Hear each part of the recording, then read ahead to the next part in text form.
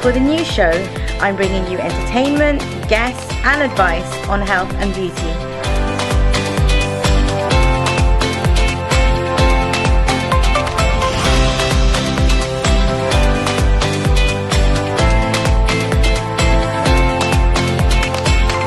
We all need inspiration now.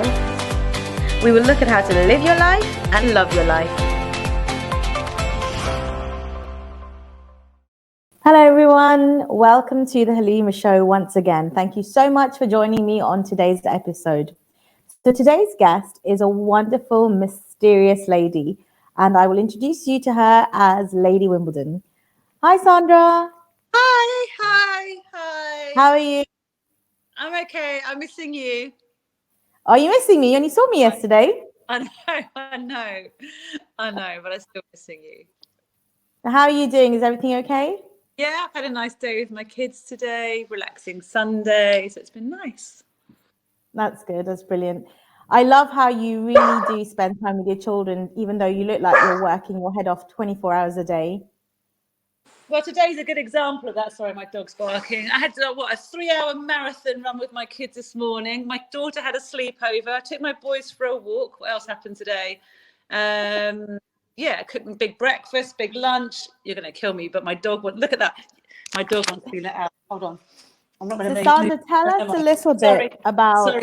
Sorry about that. Okay. I won't do it again. I promise. Can you hear me? Yeah. I feel like a naughty schoolgirl now. Okay, sorry, that's okay. It's fine. It's practically live. So tell me a little bit about your background. Who are you before you were Lady Wimbledon, and how you became Lady Wimbledon? Have I ever told you this story before? The audience won't know. Yeah, no, but do you know? No. Because I could test you and see if you remember. I've got a massive story, but I'll keep it as short as I can, I guess. Yes, please. It's so complicated, Halimah, but because I don't want to miss things out, so people know it's a big journey. You don't just snap your fingers, everything's a big jigsaw. I left uni. I became the head of Sony PlayStation by the age of 21. So I had a massive job in PR, but it was too much drink and drugs. So I quit drinking drugs and I quit my job, and I became a primary school teacher. And then as a primary school teacher for 10 years, I had 3 kids, and then I did a master's in education. I started an education consultancy, and then a friend of mine said, could you help launch this shop in Wimbledon Village? And I did that. Buzz back again, and so I started a PR company called Bombshell PR. And how long ago was this? 7 years ago. Wow. Okay. Yeah. Young, and then I'm a head man or woman for my PR company basically. And the Lady Wimbledon thing was pretty simple. Had 3 kids. Went to Wimbledon tennis. First time in 5 years, I wasn't in my pajamas and covered in funny. porridge. First time I wasn't covered in porridge and poo in about 5 years, because I had 3 kids in 3 years. And I had a hat on and a pretty dress, and I felt like a lady. And I was like, every woman, whether they've had kids or not, deserves to feel like a lady. So I was playing with these ideas. Of course. Ladies of Wimbledon. I was like, and also the most important thing to say, because I hope this is inspirational, is I was lost because I was 28 before I had kids. Okay. And suddenly I put on weight. I wasn't shopping in Topshop anymore, and I didn't know who I was. And then I can't imagine you heavy on the heavy side, but yeah. Well, I kind of lost. I didn't. So the word lady fit, and I suddenly felt comfortable with it, Halimah. I suddenly felt like, if being a lady is what your 30s is about, I'm okay with that, because I was being in ill-fitted clothes. I even went into Wallace to try and find something to wear. I was completely lost. With someone that I was raving in my 20s, had 3 kids, and suddenly 5 years later, I didn't know who I was. And so, I created something that felt like it belonged to me. I'm 100% dedicated mum, but actually, I'm a lady, and I'm a lady. Wimbledon, and therefore I'm Lady Wimbledon. I think a lot of women once they've had children, even if they haven't had children, there is a point when a lot of women do feel lost, and they lose the spark, and they lose that sort of, that button. Do you think wearing that dress and putting that hat on and going to this event was the moment you got your spark back? Yeah, I was watching the tennis. I had a sexy tennis player that was staying with me, and he gave me tickets for me and my friends. Okay. And yeah, I sat there in a dress and a hat with my friends watching this sexy tennis player.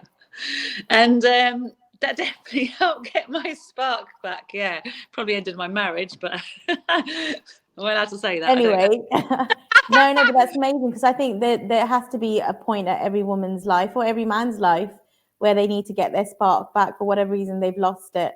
It can take anything to get it back. It really does. Yeah. So I've never said that before, but yeah, it was It's amazing. Yeah. So I didn't realize you've only run for 7 years, because you've done so much. And yeah. So tell us a little bit about what you've created then.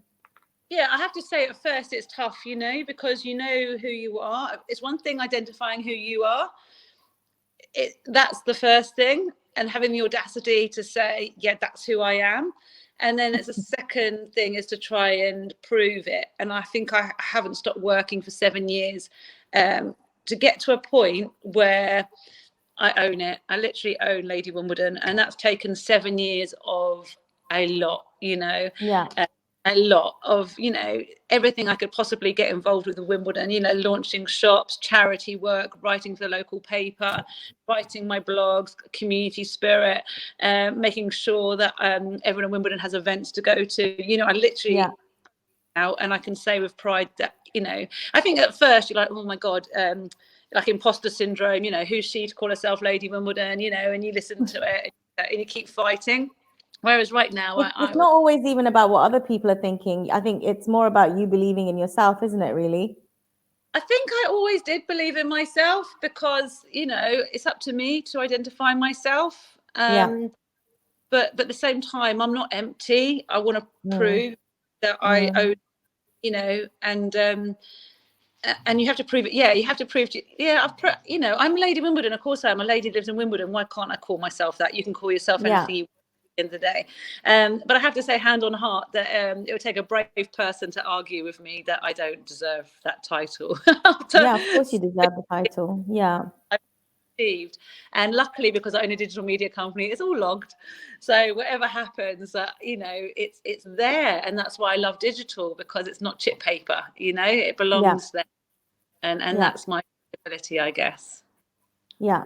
And then tell us about your events and how you've gone on to create the events, and what kind of people attend your events, and how you think they've been successful. Yeah, I mean, that's what people see at the moment is the events. 2019 was the climax of it. We did events every 6 weeks for over 200 people, and that was insane, because that's only 5% of my business model, but that's what the public see. And that was extraordinary. It was extraordinary, and it grew very quickly. And I've wanted to always invest in content, so that's always been my. So the more you invest in content and recording it and videography and photography, then it's easier for the people that haven't gone to that event to see why they should go to the next one. Yeah, of course.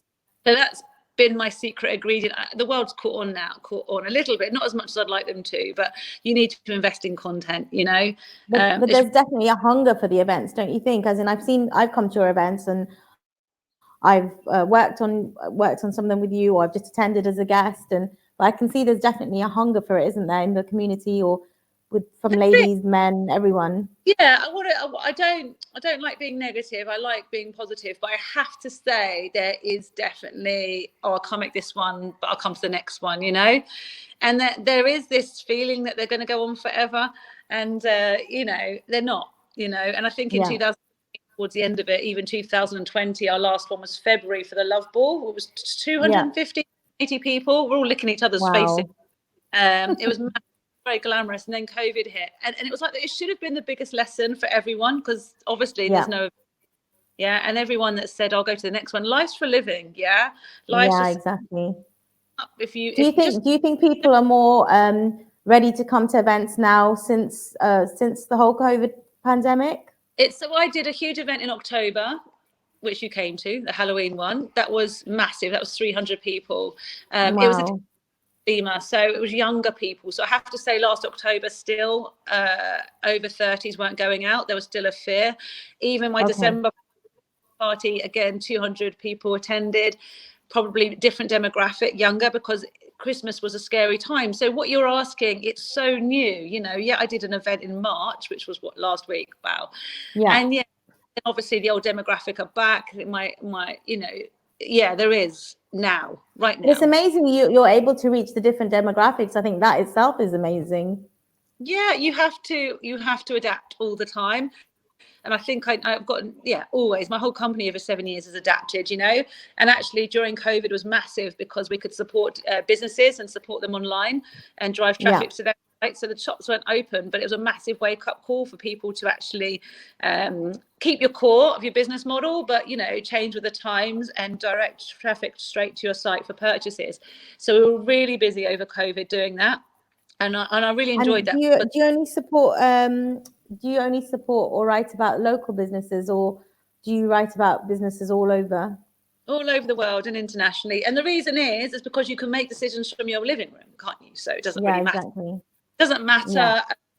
It doesn't matter where they are, as long as I can drive traffic from my site to your site, then happy days. Yeah, everyone's gone online now anyway, I suppose, so it makes no difference. But COVID helped massively, that everyone was dragging their heels with, you know, not accepting the way the world was going to go. It was going to go that way anyway. It just put it in overdrive. So it was good for me to see and be there to be able to help different businesses, really, to make some sales. Some businesses made more sales during COVID than it depends how quickly they were to change. Just like I have to be really quick to. So Sandra, we haven't got too long left, and I know you're a really busy lady as well. So the last few questions I wanted to ask you was, firstly, what are your plans for the next, 6 months? And that's a very difficult question to ask. What else are you thinking of? And what's been your favorite event that you've created so far? Well, that's complicated. What do I want to achieve in the next 6 months? Where do you see Lady Wimbledon's future going? We're just growing organically, you know. I don't want to do that. It depends what staff I have on my team. It depends on their energy.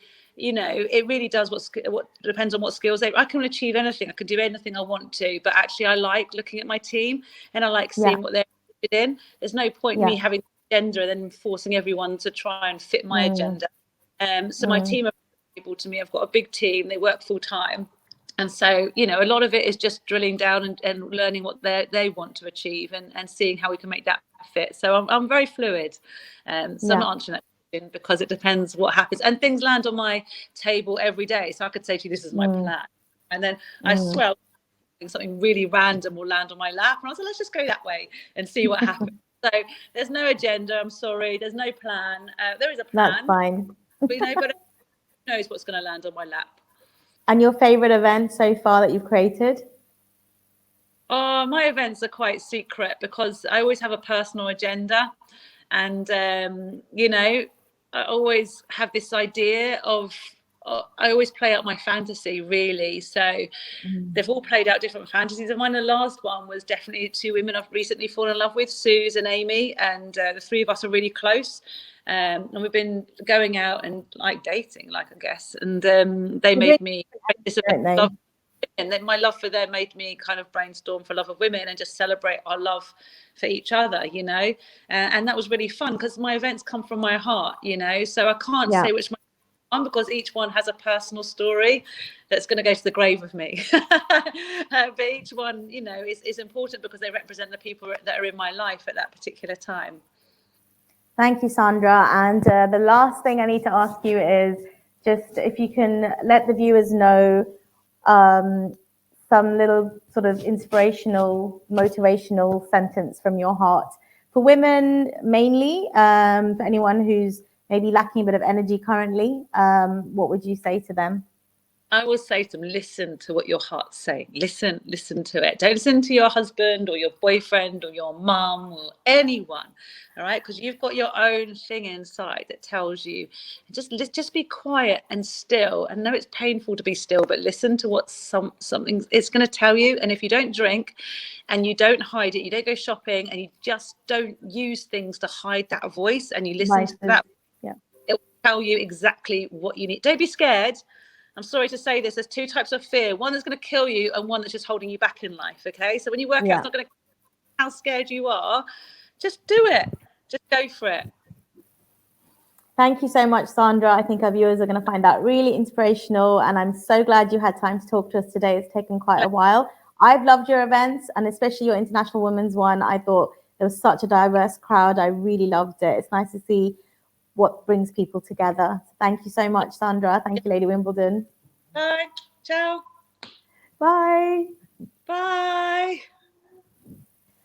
So once again, viewers, we need to say thank you to our sponsors. Today is Penny Appeal, and if I can get the name right, I'm sorry, it's RX Property Solution. I think I did mention them last week. They're a great decor and building company. They work on internal work and refurbishment. Thank you so much for sponsoring us. Again, if you've got anything that you need to ask about them or any of our sponsors or about Lady Wimbledon, please do message myself, and I will also post Lady Wimbledon's link. She's got the most amazing blog, very inspirational. And that's what we've got for today. I would also like to mention Drunk Elephant. We've got a few products by them. I haven't even opened the box yet. So if I pick up my box and see what they sent us, we're just going to see. It's very exciting because I haven't even opened it yet. Very colorful box. They sent us this gift. And if I just take everything out. Oh. So Drunk Elephant is sort of an up-and-coming brand. When I was working at Space & K, I have to say Drunk Elephant was a very popular brand. Maybe more so, I thought originally with teenagers, but then I slowly realized that it was more than just teenagers coming to buy the brand. Women of all ages and men of all ages were really going for Drunk Elephant. I have to say, I've got a few favorites from them. Put this down. Sorry about the crackling. So they've sent us this drunk break weekend bag, I think. It's basically got a cleanser, a facial oil, a serum, a sunscreen, and an eye cream. So this is a really good one to take away on holiday. I have to say, I love their hydration serums. So I think I'm going to like their glycolic night serum. Let me open this quickly. And the packaging is so cute. So you can take this away on a trip if you need to. This is called the Littles because they're all mini versions. So they've got the jelly cleanser. Actually, I've tried the jelly cleanser. It's really cute. I don't know if I would recommend it for oily skin. So this one does purifies and dissolves. It's called Best No. 9 Jelly Cleanser. And it's got glycerin and cantaloupe, which is melon. So it's an innovative jelly cleanser that removes all traces of makeup, excess oil, pollution, and any other grime. So I'm assuming it's okay for oily skin, but definitely test it out. You can always ask samples. You can go to Space & K and ask samples and stuff. Then we've got multivitamin eye cream, vitamin C, good for brightening. Now the marula oil, this one, it's a really tiny, cute little bottle, is really good for hydration. I tend to use it at nighttime before I go to sleep, but try it whenever you want it, I suppose. All of this is made in the USA. Really good. I love a good oil. This one is the Glycolic Night Serum. And again, this is good for rejuvenating the skin, exfoliating the skin, getting rid of dead skin cells on the surface of your skin. Then loads of different products. There's a little sunscreen, which nobody should live without. And, oh, I love this. This is their polypeptide cream. I have to say, when I was working at Space & K, this was a really popular moisturizer. good for all skin types, I would say. Really, really good. God, there's so much in here. I didn't realize how much, sorry. And then there's an intensive hydration serum. Again, you can use it in the daytime, use it at nighttime. You might want to use the oil at night and use the serum in the daytime. And we have the day serum. So you can use this in the day and use that one in the night. Or as I do, you can swap each day from one product to another. That's it, everyone. Thank you so much, Drunk Elephant. If you've got any questions, please do ask. Take care.